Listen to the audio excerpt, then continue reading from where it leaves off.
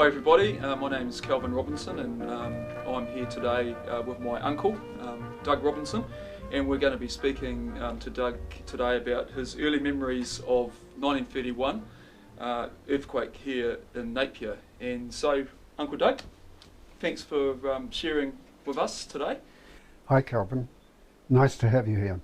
Okay, there's been a lot said about the Napier 31 earthquake. They've had the anniversary, just earlier this year, 75 years. Going back to that day, how old were you on that day? I was 6 going 7. And there were 3 of the Robinson boys at the school on that day, weren't there? Yes, there were the 3 of us there that day. Yeah. Eric and Joe and myself.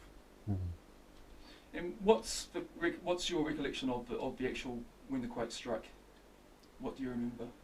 What do I remember? I just remember being thrown about on the ground as we were playing, rolling around the ground, getting up again and standing up and being thrown down again.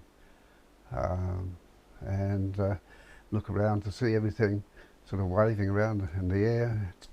The school starting to fall down, and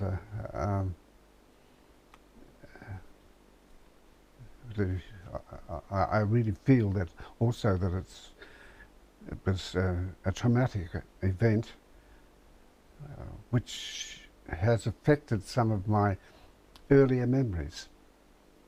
For the trauma of what happened? That's what I believe. Yeah. So, and previously we were talking about what you were playing in the playground. It was interval. Yes, but we were fortunate. We were fortunate in that regard because it was the first day back at school, and the teachers were having their usual longer morning session meetings. Had it been a normal day, we would have been back in the school at the time of the earthquake. But and this happened Hawke's Bay wide, not just at our school. And that being the case, the death toll could have been considerably. Oh, it would have been. It would have been hundreds and hundreds. You were playing aeroplanes at the time. Yes, well, Kingsford Smith had been to the Napier Aerodrome, and we as kids had been there to watch this marvellous event of the Southern Cross flying in. And so it was just normal for boys 6 years of age to run around with their arms outspread and making noises like aeroplane engines. Right. And as you're making the aeroplanes noises and playing the aeroplanes, that's when the earthquake struck. Yes. So we had crash landings. Gosh, yeah. How long did it take for the ground and things to sort of settle down after that quake striking? Well, you mean the original tremor? Yes. Oh, and the aftershocks too, I suppose. Well, the aftershocks ran on for days, weeks, actually, in varying degrees of intensity.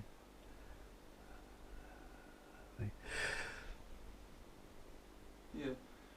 When was it safe for all of you to be sent home from school? Did that take I don't think it ever became safe to be sent home from school.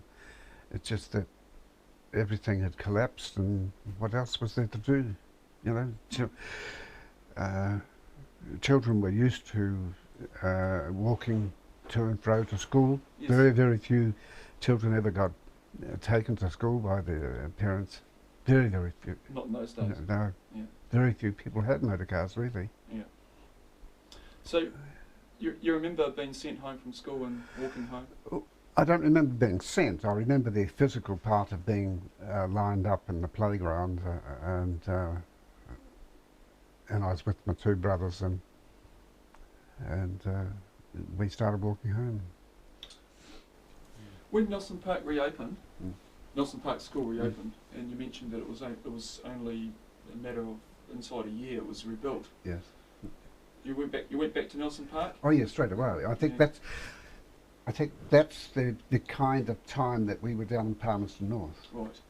we would have been allowed to come back, so When school was open. when the school was ready, so as we could resume our schooling. This was pretty much where you were.